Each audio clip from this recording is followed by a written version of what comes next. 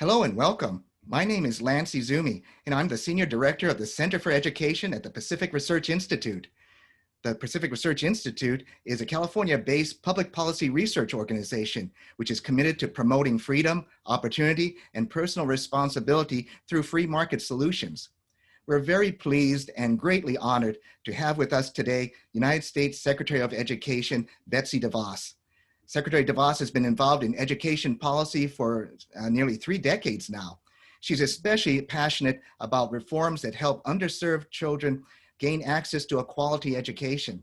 I had the pleasure of meeting with Secretary DeVos a couple years ago in her office, where we had a chance to discuss my book, The Corrupt Classroom. And in addition to our great policy discussions, she was incredibly gracious and kind. So, Madam Secretary, thank you so much for joining us. And I would like to start by giving you the opportunity to say a few words about the issues and priorities that are especially important to you right now. Well, thank you so much, Lance, and friends at Pacific Research Institute. I appreciate the opportunity to join you this afternoon. And while we'd much rather be together in person, it's really great that technology allows us to be together this way. But I think it goes without saying that we're all navigating uncharted times. And when it comes to their children's education, parents know this better than ever before. This spring, parents tried valiantly to step up to the plate, becoming full-time teachers in addition to keeping their day jobs, all the while worrying about their family's health and safety. Parents are now much more attuned to what their children need to learn and to thrive. And many are making different decisions based on what they've observed or on what schools are or aren't doing to meet their children's needs. Some are in a position to choose to homeschool, to start a micro school or a pod, to enroll in a different school that's open for in-person learning. But far too many of our nation's parents, maybe you or someone you know, are stuck with no options, no help, and no way out. That's why President Trump and I are fighting every day for more options, more opportunities, more education freedom for all students. The president promised in 2016 to provide school choice to every disadvantaged child in America. Here's how we're working to keep that promise. First, we restored state, local, and family control of education by faithfully implementing the Every Student Succeeds Act, by ending Common Core, by urging Congress to put an end to education earmarks in the federal budget, by proposing to consolidate nearly all federal K-12 programs into one block grant with fewer federal strings attached. And importantly, we've lit a prairie fire across America for parental school choice. Countless surveys are showing more and more families today support parental choice than ever before. A very recent Real Clear Opinion survey found that 3 out of 4 families with children in public schools want their education dollars to follow their children wherever they go to learn. And notably, 73% of Black families and 71% of Hispanic families say they want the same thing. To that end, we've proposed establishing a federal tax credit to support parental choice programs in states and encourage states to expand their existing state programs. And many of them have. More students in Arizona, in Florida, and even in Illinois have more choices. We've expanded the DC voucher program by 50%, and there's still unmet demand. We supported the creation of more public charter schools with a particular focus in opportunity zones, 70% of which currently don't have any public charter schools. We reformed the tax code so families can use tax-preferred 529 savings accounts for expenses related to K-12 education. We joined parents in Montana in their fight to end the last acceptable prejudice made manifest in bigoted Blaine amendments, which deny students the freedom to pursue faith-based education. We're strongly urging that schools be open for in-person learning as an important option for the families who want or who need it. And we support the bipartisan School Choice Now Act, which would directly fund families and allow them to choose the best educational setting for their child. In fact, a majority in the United States Senate recently voted in favor of Tim Scott's provision to do just that. I think you all know Senator Scott. He knows that students need access to more education opportunities, more options right now. Families could use scholarships to enhance distance learning or to pay for other costs tied to educating children at home. They could be used for tutoring, for career and technical education, or for transportation to a different public school. The scholarships could support students attending the school that best meets their needs or matches their values. At the end of the day, we want everyone to have the freedom and choices to make the best decision for their children.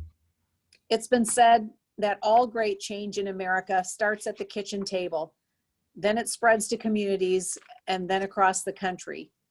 So we urge each of you to talk to your neighbors, pray with your pastors, let local leaders know where you stand, to raise your voices on behalf of parents across the country for school choice now. Parental school choice is what all Americans want and need, and I know you'll join me and the President in fighting for that freedom. Thank you for the opportunity to be with you today, and I look forward to our questions.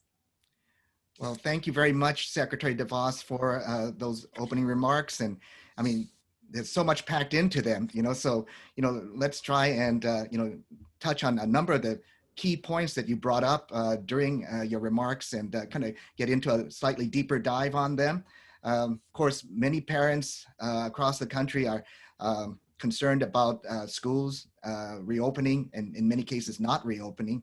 And one of the things we're seeing is that states are now reporting that there have been decreases in student learning because of the lack of reopening.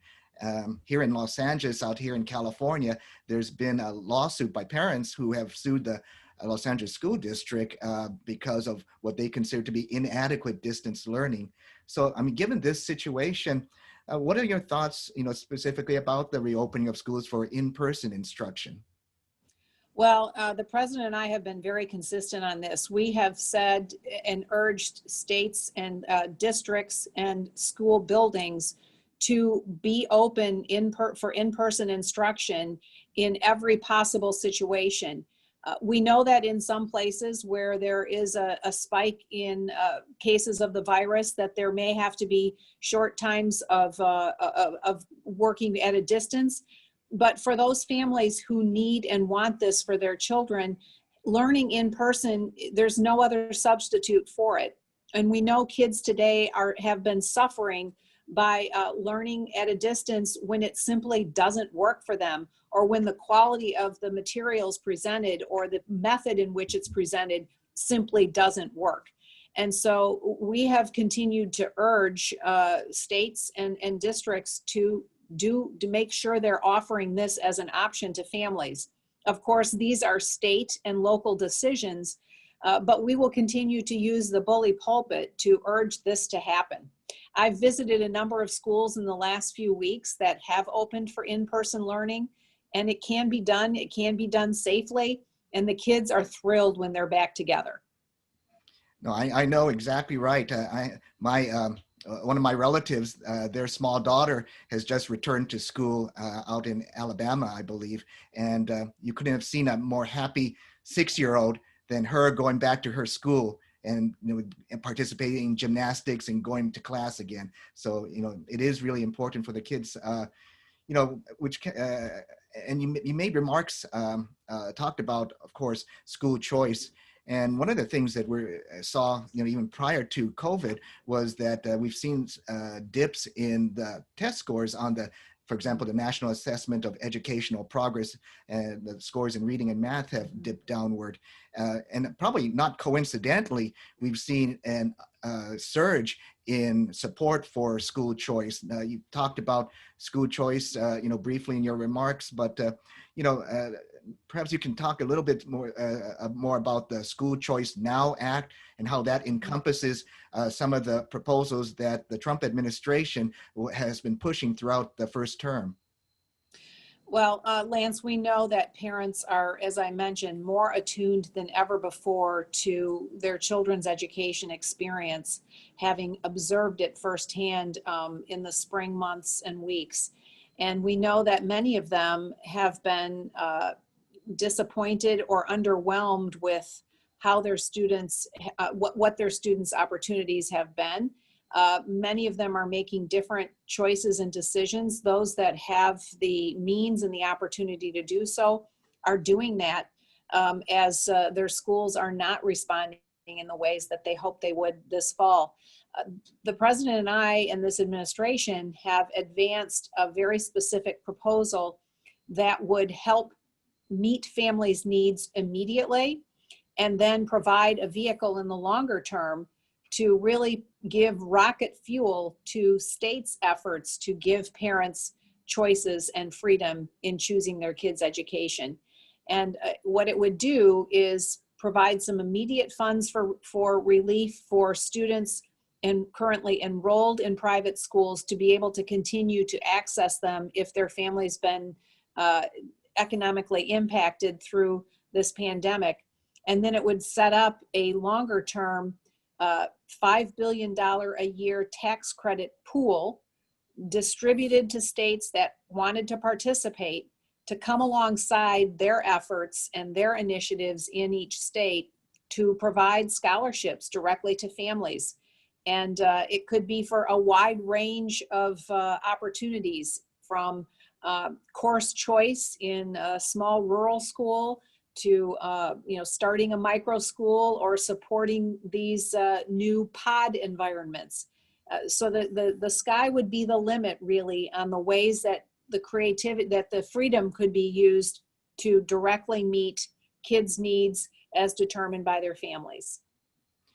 Yeah, I mean, and I think that that is all just absolutely terrific. I think that one of the also the points that I note in the legislation is that for those people who are worried that somehow the federal government is going to somehow get control of local education through this, that there are important protections that are built into the legislation. Isn't that correct?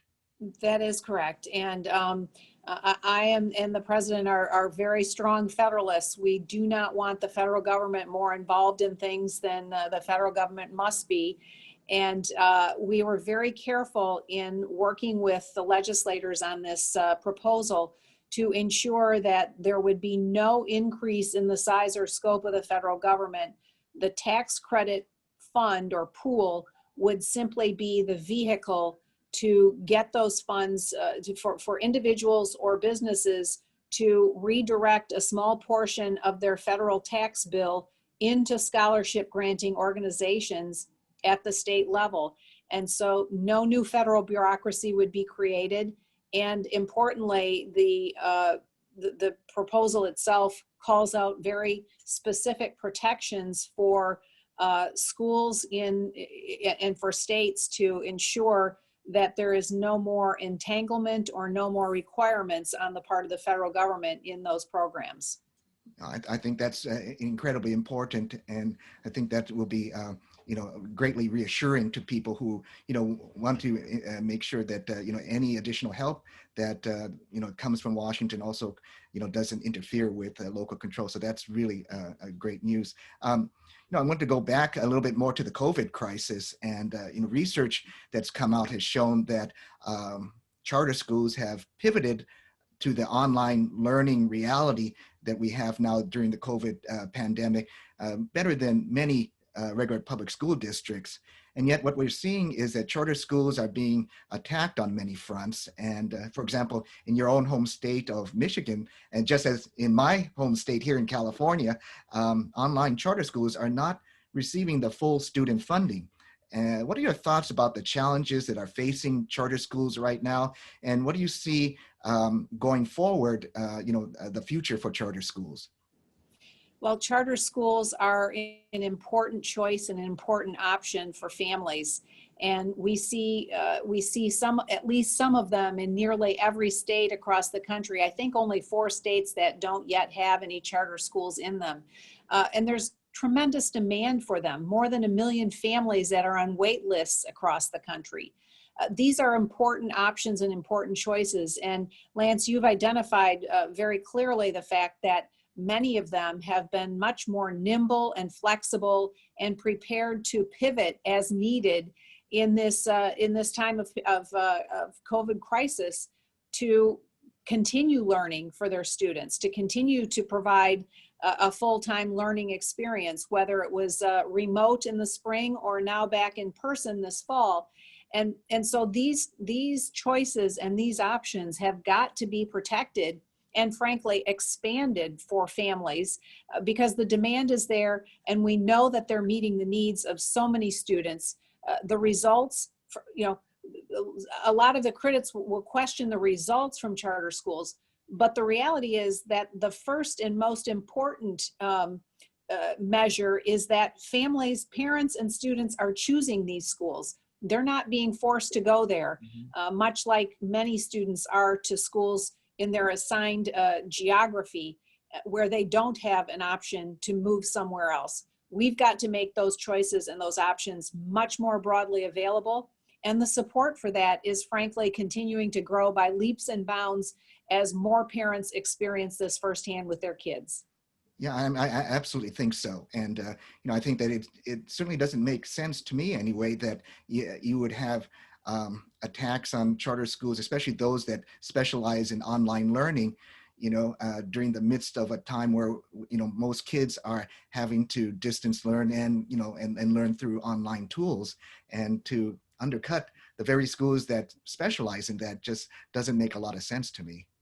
Right. No, it doesn't make any sense at all. And we should be embracing those opportunities and certainly facilitating families making those choices if that's the right answer for their kids. Yeah, absolutely right. One of the other things that you mentioned in your opening remarks was, the issue of homeschooling. And that what we're seeing during this COVID crisis is that polling has also showed that you've had a surge in interest amongst parents who are not only interested in homeschooling now during the COVID crisis, but interested perhaps in continuing homeschooling even after the crisis is eventually over. Yet at the same time, we're seeing, for example, some attacks starting on homeschooling. For example, there was a well-publicized article by a Harvard academic who advocated the complete ban on homeschooling. So I wanted to ask you what your thoughts are about homeschooling, how it's meeting the needs of children and parents, and what do you see as its future going down the road? Well, homeschooling is a wonderful option for many families, and I think many parents, many students have found over the spring months that educating and learning at home has actually worked very well for them. And we know that there are many parents this fall who have made that choice because they simply want to have the predictability and to be able to really control the continued learning for their children if their schools have let them down. And so it is an option and it is a choice that we should be embracing. And you reference the planned conference that Harvard was going to have that was essentially an attack on homeschooling. At least everything published about it was. It was very ill-timed since I think it was planned for sometime in June, but they quickly pulled that down when they realized, the reality is all families had to school at home this spring out of necessity. And many of them have found that this is actually a really good answer and a really good solution for their kids going forward. And we should be supporting that and enabling that for families. Yeah, I think that's absolutely right. I think, a couple things is that, first of all, you're seeing support for homeschooling grow in places where you might not think there would be supports. Like in New York State, I saw that there was a poll out there where a very high percentage of parents now are considering homeschooling even after the crisis is over. And, I think that parents are finding that there are, not only can they do it, but there are lots of tools available for them to actually make it a very doable operation for them. And there's lots of free curricula out there that is available to parents. And so that it's something that they're finding out that education isn't this mystery box that they thought it was. Yeah, no, that's absolutely right. And the last several months have certainly allowed a lot of parents to find out that this is actually a really great option for their child. No, absolutely. Um, well, you've been, as you mentioned during your remarks, and that I mentioned when I introduced you, that you've been a great supporter of education reform for your entire adult life. But over the last few years, we've seen growing militancy amongst the teacher unions. Recent strikes, we all know, involved not just disputes over wages and benefits, but actually also involved issues of political demands by the teachers unions and demands especially against education reform proposals. And so, I wanted to ask what your thoughts were about this trend and its impact on children, and also too, the impact on ordinary classroom teachers who may not agree with the direction of their own unions.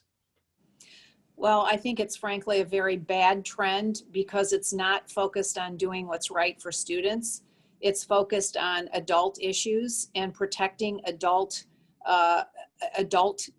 positions, adult power, and frankly, at the core, it's all around the resources and the power. And this is not focused on doing what's right for kids. And I think more and more people are learning this and seeing this exposed as we see some of the behaviors in many major school districts across the country this fall. And I think if we refocus on doing the things that are required to meet the needs of students, we get different answers. And I think also of so many amazing teachers that I've met across the country and I hear from on a regular basis. When we talk about school choice and empowering families with that choice, we also ultimately talk about empowering teachers with choices as well. A teacher, a high quality, great teacher is the most valuable piece of the equation when it comes to a child's education. And I can't tell you how many teachers I've talked with over the years who have felt sort of forced into a box in their current environment because they if they do anything that is different than or contrary to what they have been told they must do, they're basically shamed or put back into that box again. And I've spoken with many teachers who were teachers of the year in their state or their district, and after going around for their year of recognition, they have come back and been put back in that box and ultimately left the classroom and left teaching because they became so frustrated. That is tragic. And we have got to honor and respect and give teachers the opportunity to advance their own careers and to be in environments that are going to challenge them and be great for them. By the same token, we want to do the same thing in empowering families to make those choices for their children.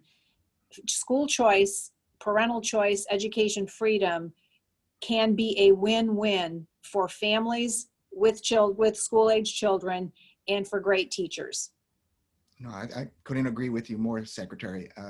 I've talked to many teachers myself, and they say the same thing that you mentioned, that they want to focus on teaching their kids. They love their kids, they love teaching, but when politics and other kind of non-education issues start creeping in, it makes their jobs difficult and actually repels them from the profession, which is incredibly unfortunate because especially if they're really great teachers who are really adding to the knowledge base of their students. That's right. That's right. So getting into the classroom then, since we're talking about teachers, you gave a great speech a couple years ago on Constitution Day. And you talked about the importance of our constitutional rights, such as the First Amendment free speech rights on campus. I was wondering if you could give us your thoughts about protecting these rights in schools and colleges, plus how civics education specifically should teach our children about our constitutional rights, which is something, of course, which is very topical right now. Absolutely. Well, and as you well know, we just celebrated Constitution Day again a couple of weeks ago. And I took the opportunity, and I would encourage anybody who's interested. I made my Constitution Day remarks at Mount Vernon this year. And it was an awesome setting to talk about the importance of learning our nation's history and learning about our government and how it works. Because if this generation and successive generations don't learn history, we're bound to repeat the history that we don't want to repeat.